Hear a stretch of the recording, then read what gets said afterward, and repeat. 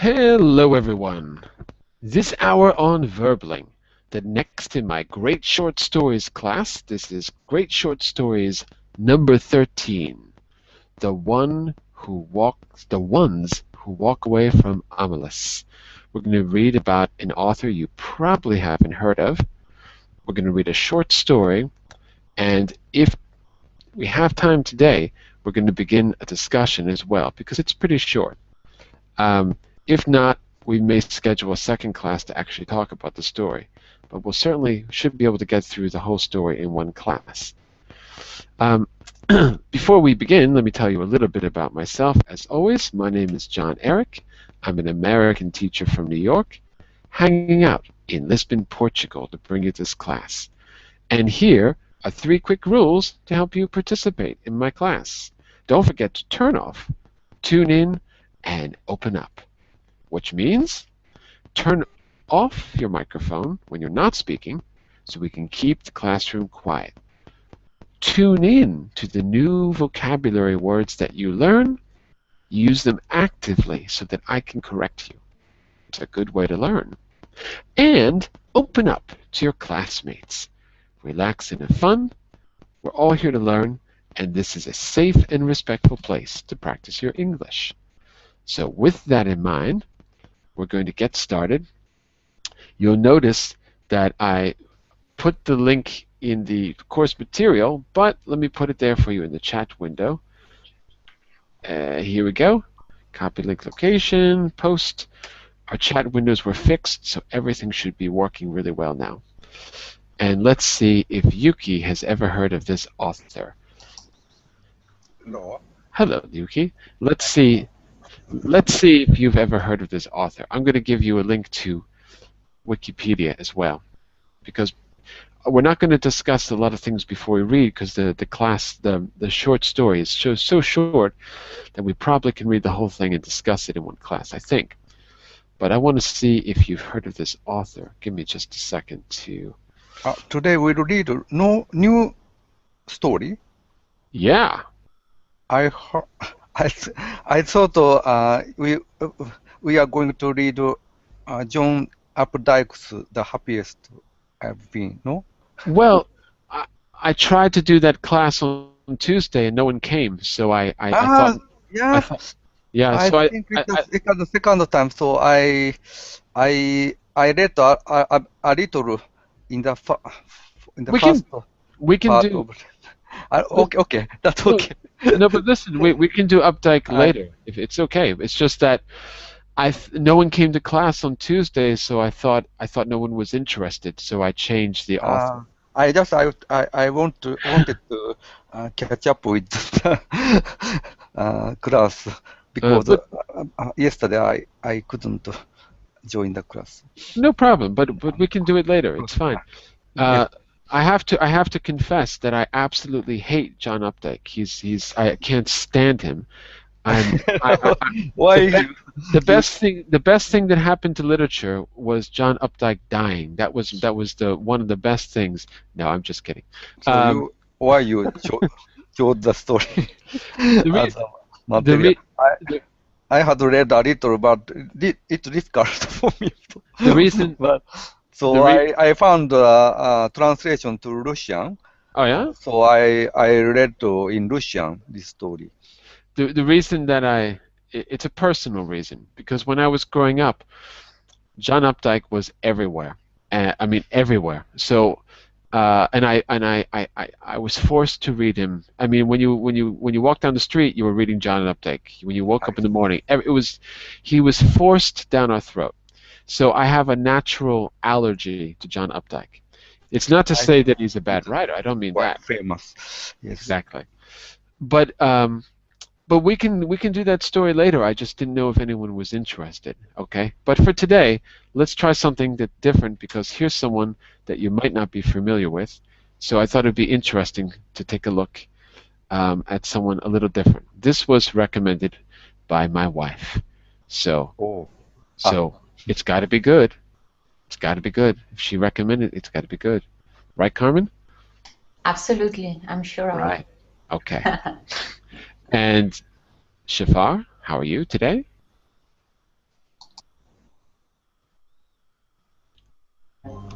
Today. Hello, Shafar. Ooh, it's very loud out there. I don't know where you are. I hear lots of noise. Shafar and Carmen, you Hey, can I'm sorry. My brother in here and my sister. gotta tell your brother and sister to be very quiet. Yes. Um, Hello. Okay. do you see? How are you today? No, today. I mean. Let me just ask a question. Can How everyone are you? see? I'm okay. Can everyone see the link to the document that I posted there? Can you all see it? Yes. Okay, good, fine. So that's where the text is, but I'm going to give you a second link here to Wikipedia, and I'll share my screen. Just before we start reading, just for a minute, just for 2 minutes, let's just take a quick look, because this is an author that you probably never heard of. In fact, if you look at the phonetic spelling there on the screen, you can see that it's Le Guin, right? Ursula Le Guin. Has anyone heard of her before? Has anyone heard of this author before? I don't know. Okay. That's why I thought it would be interesting, because here's someone that you might not know. So, I just wanted to look at a little bit of her background, just quickly for a minute, just to give you a little bit of an idea of what you're going to be reading. Okay? So, I'll tell you what, Yuki, why don't you just, if you don't mind, just read the little bio here in Wikipedia for us, the first part. Ursula K. Le Guin. Le Guin. Le Guin. Le Guin is an American author of novels, children's books, and short stories, mainly in the genres of fantasy and science fiction. She has also written poetry and essays. First published in the 1960s, her work has often... Oops, sorry, my fault. Sorry, go ahead. Sorry. Her work has often depicted futuristic or imaginary alternative worlds in the politics, natural environment, gender, religion, sexuality, and ethnography. Ethnography, right. Ethnography. So just to give you a little sense of who you're going to be dealing with. And Carmen, why don't you continue? Let's read the last paragraph here, and then we'll get started with the story. Le Guin was influenced by fantasy writers including J.R.R. Tolkien, by science fiction writers including Philip K. Dick, who was in her same high school class, though they didn't know one another, by central figures of Western literature such as Leo Tolstoy, Virgil, and the Bronte sisters, by feminist writers such as Virginia Woolf, by children's literature such as Alice in Wonderland, The Wind in the Willows, The Jungle Book, by Norse mythology, and by books from the Eastern tradition such as the Tao Te Ching. In turn, she influenced such Booker Prize winners and other writers as Salman Rushdie and David Mitchell, and notable futurism and fantasy writers including Neil Gaiman and Iain Banks. She has won the Hugo Award, Nebula Award, Locus Award, and World Fantasy Award, each more than once. So, just to give you a sense of what you might be dealing with here. You know Philip K. Dick, right? From the movie Blade Runner. Mm-hmm. Right? You know Tolkien from Lord of the Rings. Yeah. Tolkien, sorry. And you know Neil Gaiman, because he's everywhere these days. Let's see. We got a little Wikipedia for Neil Gaiman as well. The Sandman. Look at that. And there's a picture of him and his dog. What a nice dog. I'm not really a dog person, but that's a nice dog. So there you go. Okay, I just wanted to give you a little bit of background because you might not know this author. So what do you think we're going to be, what kind of story do you think we're going to be reading, just based on this short introduction? What are you expecting? Do you think it's going to be like John Updike? Maybe a little different, huh? I'm a little bit confused because I think about Virginia Woolf, and then I think Right. about Tolkien, and I don't know. I mean, it can be anything. It could be. Well, let's see if we can see some of these influences. So I'm sure that, um, uh, well, if you can imagine Virginia Woolf writing Lord of the Rings, maybe that's something like what we're going to be dealing with. Let's find out. So when you open your text, it looks like this: the ones who walk away from Omelas by Ursula Le Guin. Let's jump right into the reading. Okay, we're going to pick up on page 2. And what we'll do is I'll just ask you a few questions as we go along. Everyone will get a chance to read. And I'll just ask you a few questions to point out things in the text that I think you should be paying attention to. Like I might ask you a few comprehension questions. Other than that, I'm not really going to interrupt you. But if you have questions or about particular words, just interrupt the reading and ask, and we'll make sure it's really clear. And I'll try to put all those notes. I'll try to put all those notes at the bottom of the page, I think. So let me do it like this. You know what? And let me do one more thing before we begin, which is let me download this because I can't see you if you're reading unless I download this. Give me just a second. Hold on just a minute. 1 second. I need to close all these windows. I'm going to download this to a PDF so that I can share my screen and see who's in the classroom, okay? So give me just a second here. This should be fast, if it works.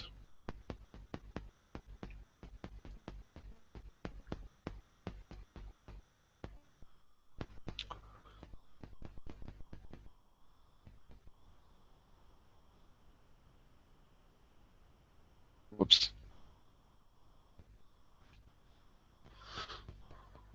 Okay, fine. Can everyone hear me okay? Yes, again. Okay, good. I hear you. Okay, good, fine.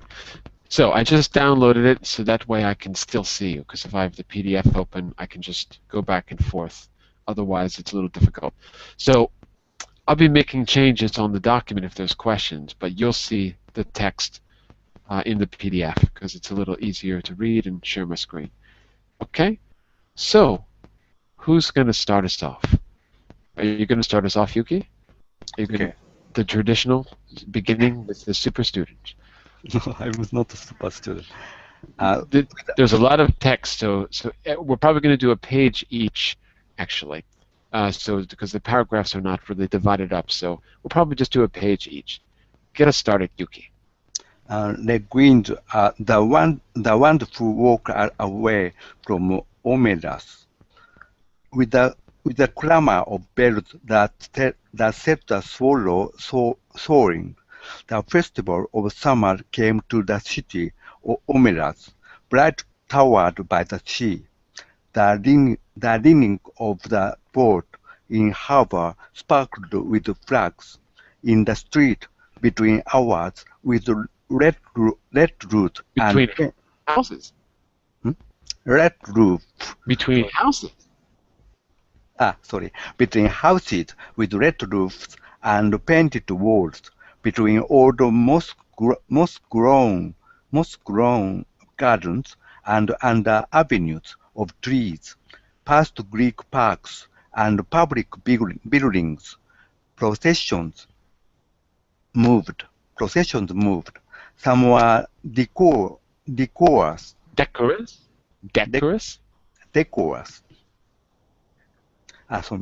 are decorous. Old people in long stiff robes of mauve.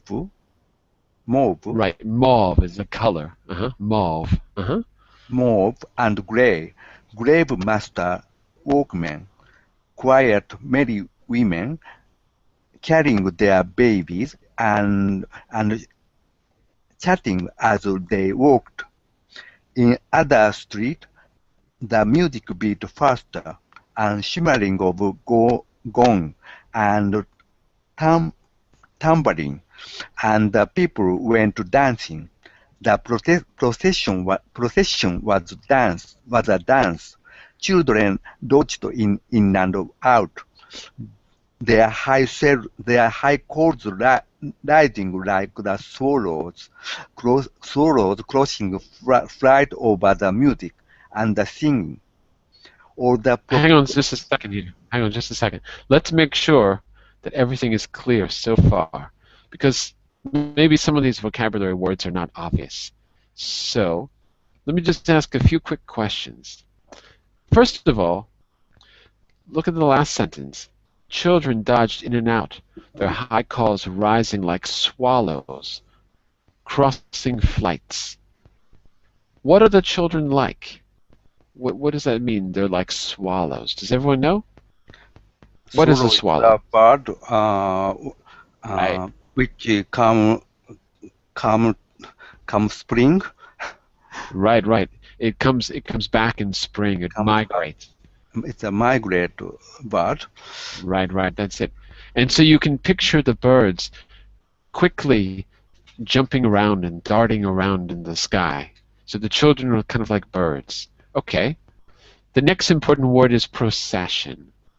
Procession is a law of the people. Yes.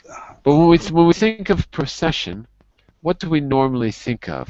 Especially like it's a festival, maybe. Yeah, like a festival, maybe a religious festival, perhaps, because you can think of a or a funeral. Could be. Could be. Hold on a second. What I'm going to try to do is give you some, for vocabulary, I'm going to try to give you a few sentences. Uh-oh. What happened to my little dictionary? I'm going to try to give you a few sentences to help you remember the vocabulary. So for procession, or processions, give me just a second here. I'm going to put these in the chat window. I'm not going to do this with all the paragraphs, but just in the beginning, it's really important to make sure that we understand, we can picture what's going on. So here's an example for you to remember. If you look in the chat window, okay, the wedding procession will take in some of Central London's most famous sights. So on the way to the wedding, they're going to be driving past the Tower of London or something like that. So a procession is a number of people or vehicles moving forward in an orderly fashion as part of a ceremony. Okay, so there's I'll put a little definition for you. Okay, and there was something else I wanted to say too. Okay. Oh, and one more word which is probably not clear, because decorous. Decorous. Does that sound familiar? Decorous is polite. Like decorum, right? Polite, like Yes. decorum. So I would say also. Hang on a second here. Calm. Yeah, okay. So, according... Decent, maybe. Sure, but but remember, there's a procession going on, right? Yes. There's a procession. So, it's like the idea of doing something properly, doing something according to the rules, according to marked by proper behavior. That's a good definition. Because there's a procession, so it's related to the procession. So here's a good definition. Here's a good definition as well. So it's decorous. Here's my definition for you. In keeping with good taste and propriety, polite and restrained. And I'll give you another example. Let's see.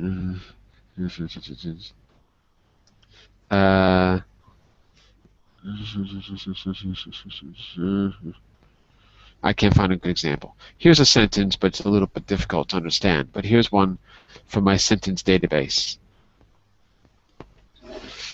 Even in his own tongue, he largely confines himself to such decorous platitudes. Platitudes are things that don't really have any meaning, sayings that don't have any meaning. So he's saying them for the purpose of fitting in and being polite. Something like that. Okay, so you can see it has to do with decorum, normal behavior, decorum, behavior. And by the way, one last thing, the clamor of bells. Do you know what clamor means? The clamor of bells that set the swallows soaring. Clamor. Clear? Not clear. Up here, the first sentence up here. Say again? The what? It's like the sound that. Right. The sound of bells, the clamor. It's onomatopoetic, meaning the word sounds like the thing it's describing. So you can hear, clang, it's something like that. The clamor. It's got this clashing sound, the clamor of bells. Okay, so in other words, our first image is the sound of a bell, and the birds are startled and they start flying around the sky. And we know there's a summer festival, and we start to see this procession moving through the streets. And we've got images of red roofs and painted walls and moss green growing in the gardens and things like that. And this all seems to have something to do with some kind of ritual in the festival. This decorous dress, people in stiff robes of mauve and gray. Mauve is a color, by the way. Maybe I can just do a quick screen share. Colors seem to be really important in the story so far, so let's do a quick screen share. And there is mauve. Can you see it? Yes. Yeah. That is mauve. Okay.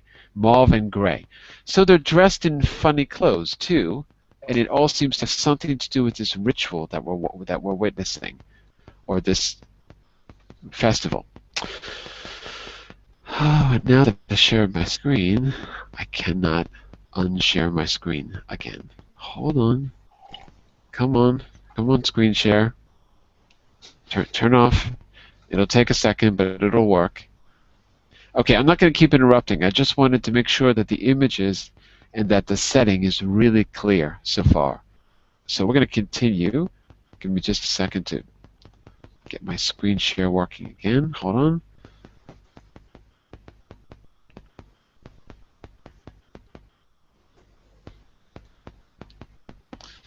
Okay, almost. Okay, I'm not going to do this again. I'm not going to share my screen again because it's now broken. Hold on. If I click it enough. I could open the document for myself, so don't worry about showing screen. Maybe another student. How about you? Maybe. I am worried. I'm always worried, Yuki. I'm very worried. Okay, here we go. I got it. Okay, so now you can see it. No, it's just because people watching on YouTube should see something on the screen as well. All right. So let's go around the room. Shafar, if it's not too loud where you are, I'd like you to continue reading. I think we stopped. I think we were down somewhere around here. Okay. So Shafar, how's the noise level on your end? Are we okay? Oh. Of course. Okay. Okay, give it a try. Pick it up from. So where we left off with the swallows crossing and the music singing. So we're starting here. Go for it. Okay, children. Oh, all the processions on towards the north side of the city. Can you see where we are in blue? Yes, I see. Where on the great water meadow felt a green felt voice and by the way, wound towards. What?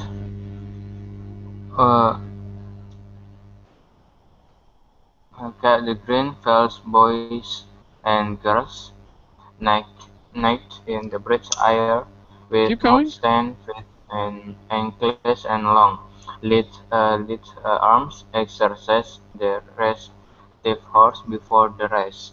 The horse wore no gear at all but a halter without bit.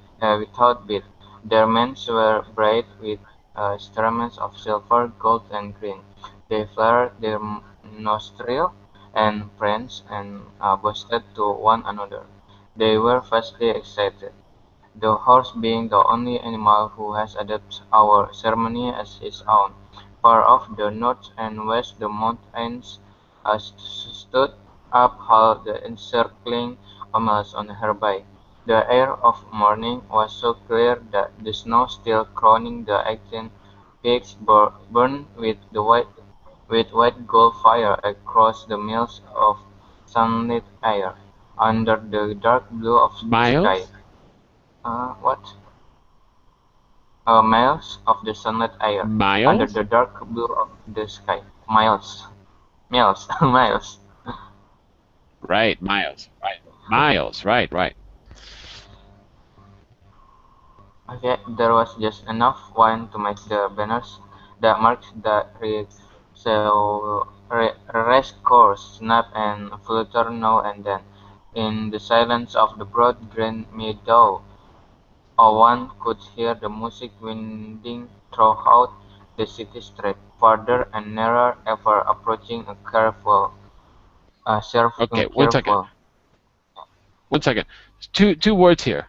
This word here is winding. Winding. Okay, winding. And here Winding. there was just enough wind. Wind. Wind. So There was just they enough look wind. right. They look the same, but they mean two different things. Wind, of course, is wind, the air moving, circulating. Okay, wind. Winding, of course, is different. It means that the music was moving like a labyrinth, winding through the streets, because the streets are kind of like a maze. So winding streets, the idea that the streets are like a maze, winding. Just like we can take something and wrap it around, like string, you can wind string around something.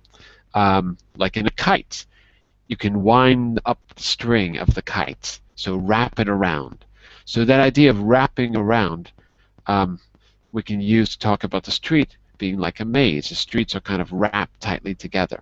So wind and win look the same, but in fact they're different.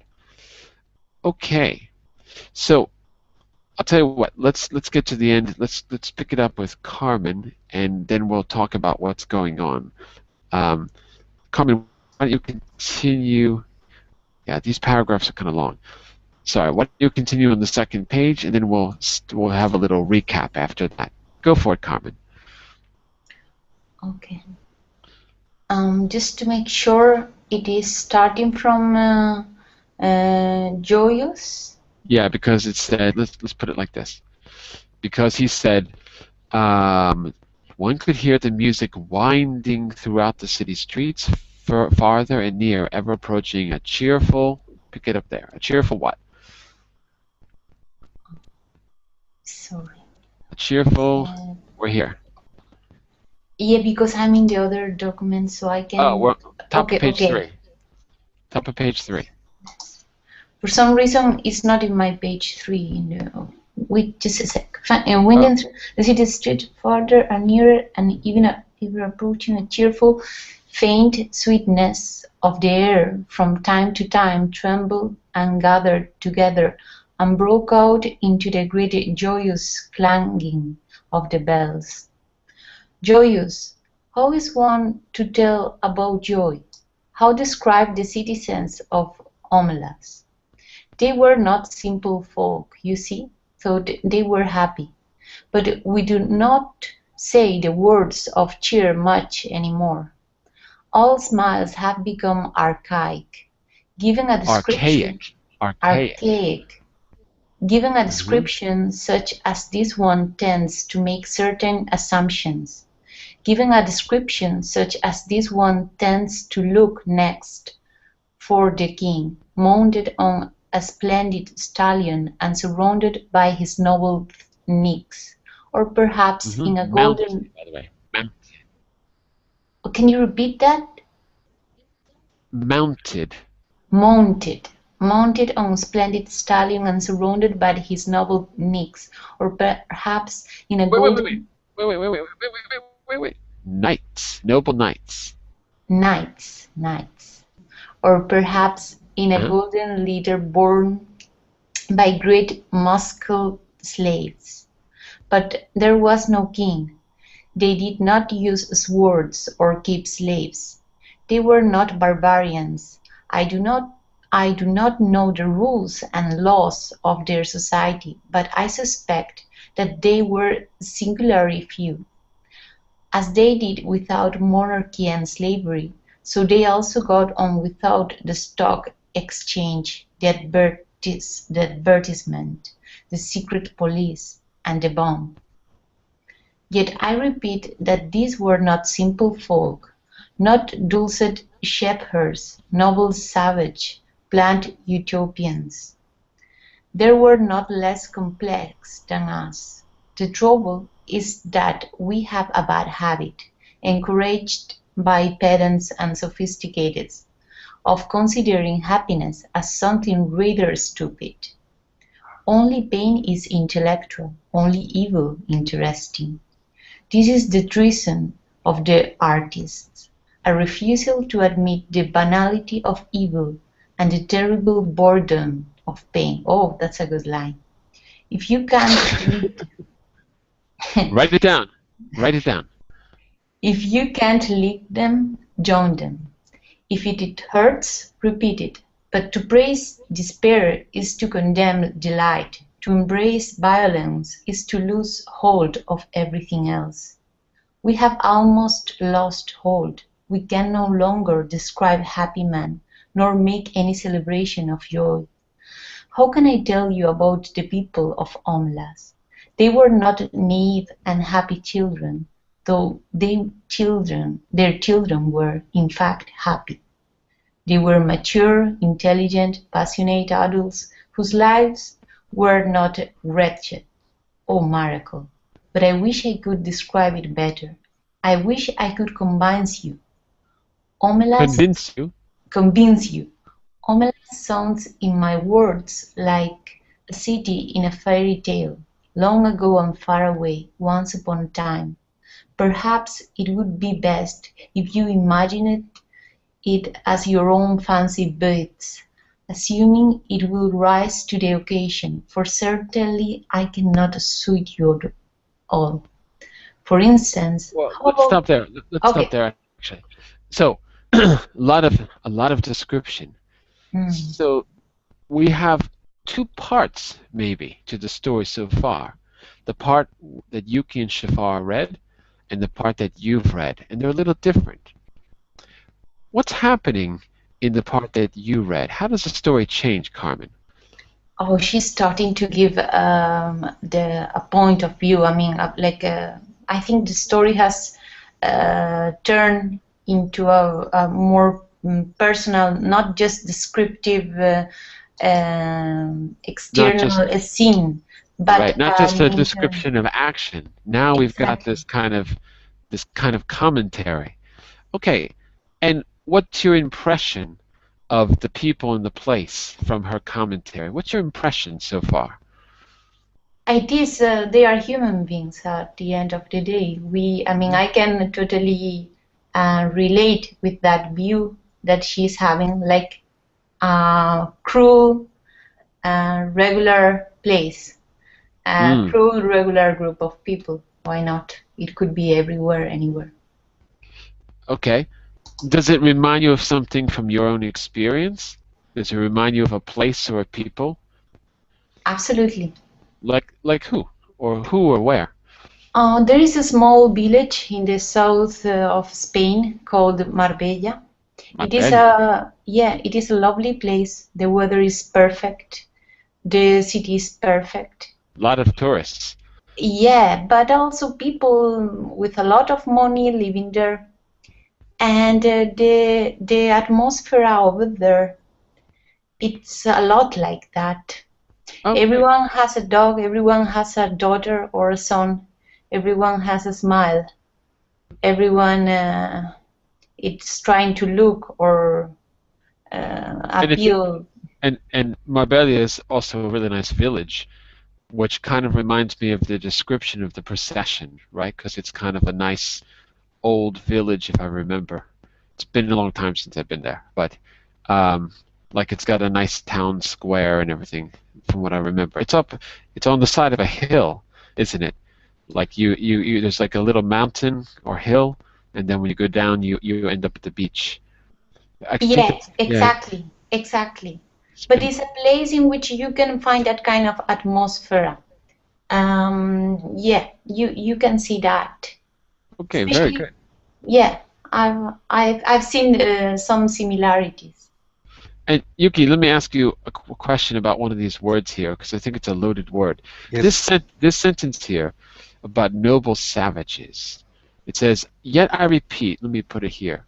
"Yet I repeat, these were not simple folks, not dulcet shepherds, noble savages, bland utopians." Well, the word dulcet I put in the chat window.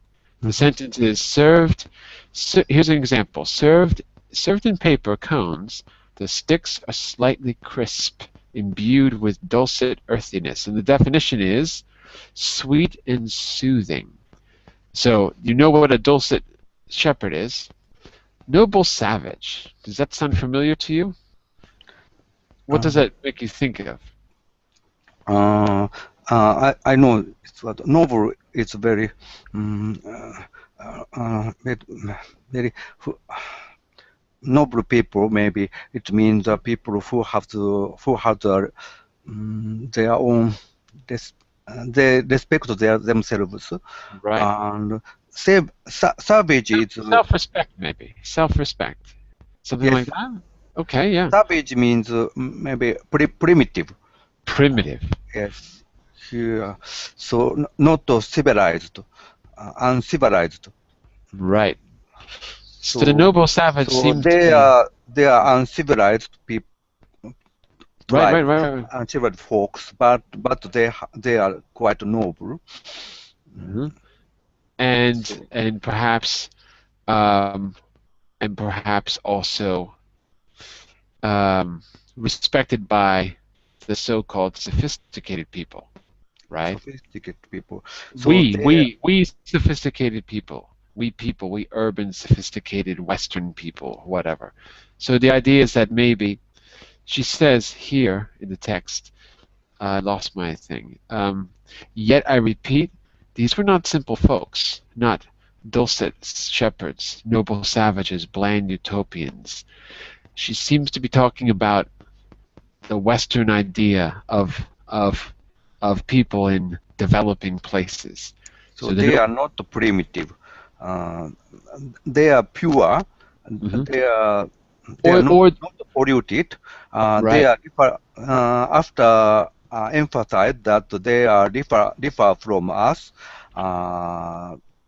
People living in civilization. And they don't fit the stereotypes either. They somehow don't fit our stereotypes of primitive people. Because it's got this line here. They did as they did without. They chose not to have. They did without monarchy and slavery and so on. And they got on without the stock exchange, with advertisements, the secret police, and the bomb.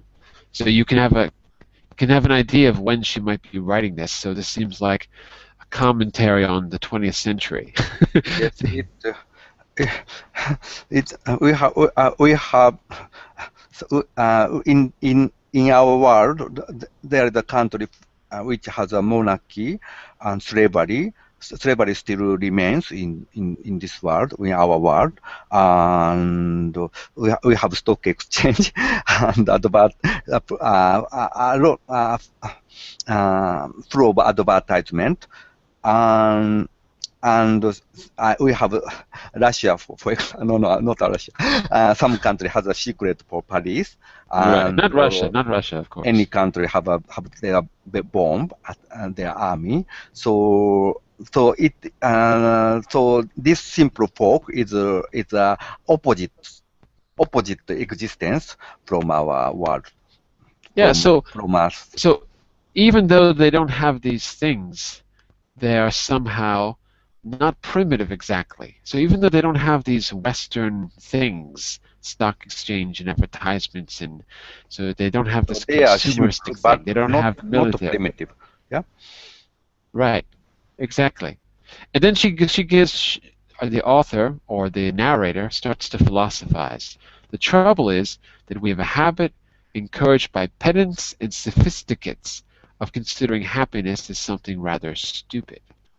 So I think that's what Carmen was saying. You've got a place, a simple village in the south of Spain where people are just content and happy, but we tend to judge and stereotype people of that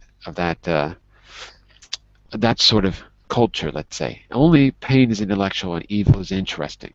So she's commenting more on how we look at other cultures. So all this could be very important very soon. I just want to make sure that it's clear. I'll tell you what. Let me see. I'm gonna do one section here, and then we're gonna go back to Yuki. Let me do one. Let's see where we are. Yeah, let me do this one. Let's see if we can. See, I don't know if we can do all the reading in one class, but let's try. Okay, so we ended up on the bottom of, for me, page 3, where it says, perhaps, I'm just going to pick it up at the bottom here. Perhaps it would be best if you imagined it, that's Omelas, the place.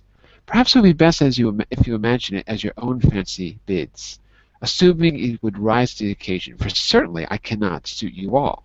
For instance, how about technology?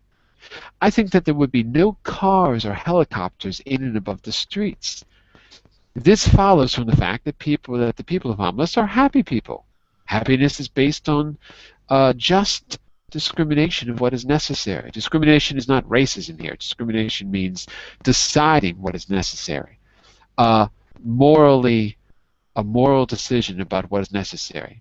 So that means they've chosen not to have these things. So happiness is based on a just discrimination of what is necessary. What is neither necessary nor destructive. What is destructive? And in the middle category, however, that of the unnecessary but undestructive, that of comfort, luxury, exuberance, etc., they could perfectly well have central heating, subways, washing machines, all kinds of marvelous devices not yet invented here, floating light sources, fuelless power, a cure for the common cold. Or they could have none of that. It doesn't matter, as you like it. I incline to think that people from towns up and down the coast have been coming to Omelas during the last days before the festival on very fast little trains and double-deck trams, and that the train stations of Omelas, is actually the handsomest building in town, though plainer than the magnificent farmers' market. But even granted trains, I fear. Oh my God, I can't read. But even granted trains, I fear. I can't read this sentence. But even, maybe this is a typo. But even granted trains, I fear that Omelas so far strikes some of you as goody-goody. Smiles, bells, parades, horses, blah. So, please add an orgy. If an orgy wouldn't help, don't hesitate. Let us not, however, have temples from which issue beautiful nude priests and priestesses, already half in ecstasy and ready to copulate with any man or woman, lover or stranger, who desires union with the deep Godhead of blood, although that was my first idea. But really, it would be better not to have any temples in Omelas, at least not manned temples. Religion, yes. Clergy, no. Surely the beautiful nudes can just wander about, offering themselves like divine souffles to the hunger of the needy and the rapture of the flesh. Let them join the processions. Let tambourines be struck above the copulations and the glory of desire. Glory? I think it should be glory of desire be proclaimed upon the gongs and puritanical. For those who like it, the faint, insistent sweetness of druse may be perfume, may perfume the ways of the city. Druse, which first brings the great lightness and brilliance to the mind and limbs, and then, after some hours, a dreamy languor, and wonderful visions at last of the very arcane and inmost secrets of the universe, as well as exciting the pleasure of sex beyond all belief. And it is not habit forming. For more modest tastes, I think there ought to be beer. And what else? What else belongs in the joyous city? So, she's speculating about about the place. What does that tell you about the author? Is not the author, I'm sorry, I don't mean the author. What does that tell you about the narrator of this story? Do you know what we call that when a narrator speculates about the events of a story? Have you heard that? This is a literary device. We call this an unreliable narrator. An unreliable. How does that make you feel when you read the story? How do you feel about the narrator speculating? As a reader, is it kind of strange? It seemed to me that she's talking about utopia, which is Right. not exist in this world. Right. Maybe it is like a dream of this author's dream, and That's right. It has this uncertainty about it, which makes it a little bit dreamlike, and you know, it's as if we're trying to figure out what's going on along with her. So it's like she's trying to recall a dream. That's good. I agree with that, and it has this utopian quality. One of the utopian qualities. So she mentions sex. Yes. She mentions religion. Priests. Priests. It sounds like, you know, like a primitive religion or something like that. Then she mentions this thing called druse. What does it mean? Exactly. What is it? I never heard of it. Does anyone know? What does it seem to be? What does it appear to be? I mean, if we don't. No one knows. It's not an obvious thing. But what does it appear to be? If you had to guess, what do you think it would be? If you had to guess. Delight, some kind of. Well, I got the idea that it's some kind of a drug. I got the idea that it's some kind of a drug because it says, for those who like it, the faint, insistent sweetness of druse may perfume the ways of the street. So I don't know if druse is like the smoke of some kind of drug or the smell of some kind of liquor or alcohol, because as she describes it, druse which first brings a great lightness and brilliance to the mind and limbs. So it sounds like something you consume and it makes you feel funny. And then hours after, a dreamy languor. So like kind of languor, like for example, I don't know, like you're not asleep but you're not awake, you're sort of in between, something like that. Maybe after exercise, you get to sleep. You feel the sleepiness. Yes, tiredness, sleepiness. Right. That's the idea. So it sounds like something that you consume. Maybe it's some kind of a drug. And then she goes on to mention beer, right? So for people who don't want this exotic stuff, you've got the more modest taste. I think there ought to be beer. What else? So I agree, Yuki. It sounds like she's describing a kind of utopia. It's almost like she's making it up as she goes along, which is a bit unusual for a narrator of a story. I think the interesting thing here is when you are reading a story and the author is just being in the background. He's just describing or using words to put you as the observator of a situation. Observer. Observer of a situation. Right. But over here, it's different because the author is getting inside. He's giving his own, her own opinion. And from that moment, you have like two parallel dimensions. The reality she's describing and her thoughts about that reality. And on the other hand, it's you reading that story and comparing. And yeah, I like that concept of unreliable narrator.